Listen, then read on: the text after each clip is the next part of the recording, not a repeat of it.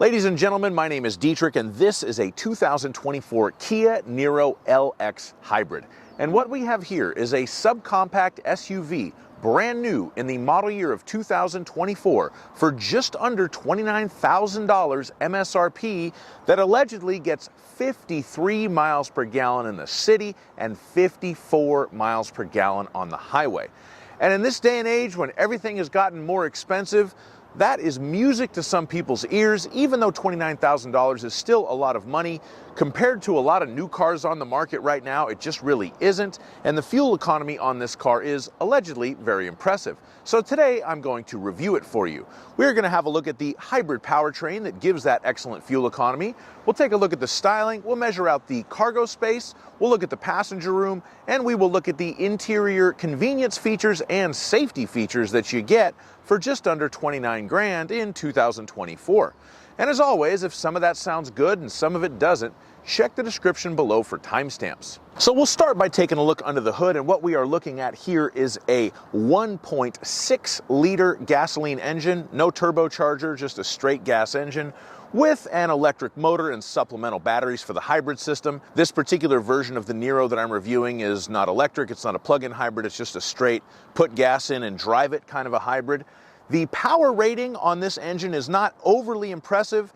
They quote 139 horsepower and 195 torque. So the torque number is better, but quite frankly, the torque number also gives it plenty of power to get on the highway, maintain a higher end legal speed on the highway. I have been very impressed with the powertrain overall. It's exceedingly smooth. You really don't notice when it shifts between electric and gas power, except for the RPM changes on the little digital tachometer. It is hooked to a 6-speed dual-clutch automatic transmission, which again is extremely smooth, does its job perfectly well. It's tuned for smoothness in this car rather than sportiness, as some dual-clutch transmissions are, and I think that's the right call. This is not a sports car. It's meant to be an efficient commuter vehicle, and the powertrain helps it achieve those goals very well. The fuel economy rating is 53 in the city and 54 on the highway.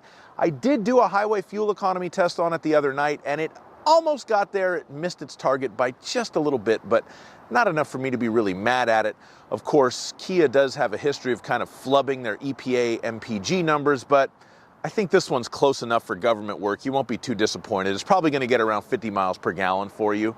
So can't complain about that. Smooth powertrain, good power for what you need it to do, and 50 miles a gallon all day long in the Kia Niro Hybrid.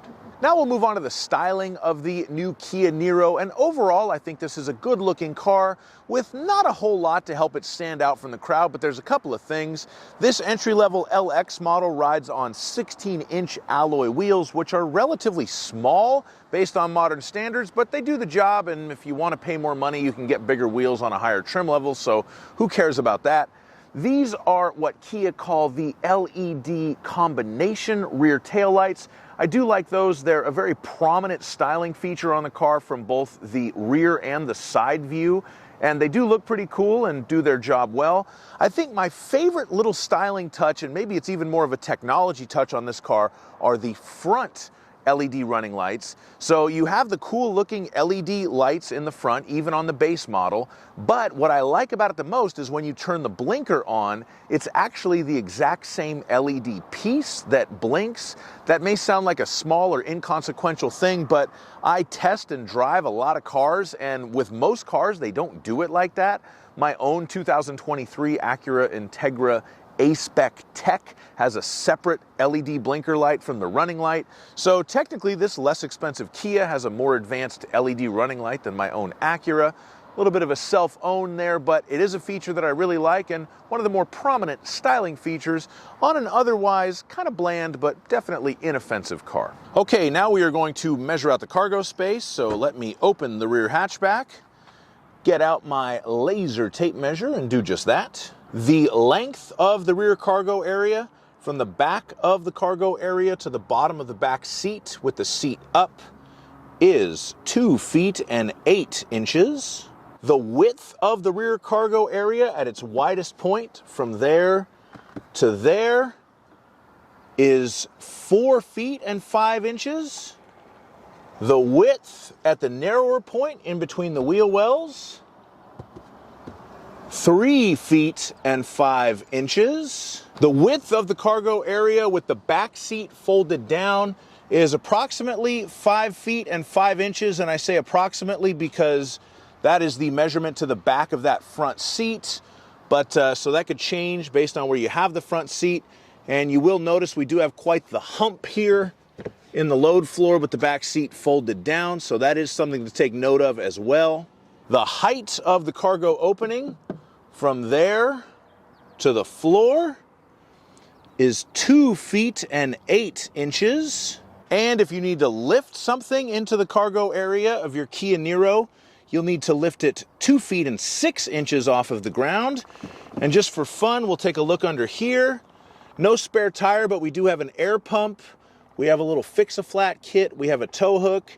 It looks like we probably have enough room to put a compact donut spare tire kit in here if Kia sells such an accessory.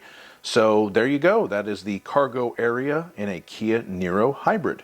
Now we're going to measure out the passenger space, and for this test I use myself. I'm 6'5", so let's see if I can sit behind myself in a Kia Niro.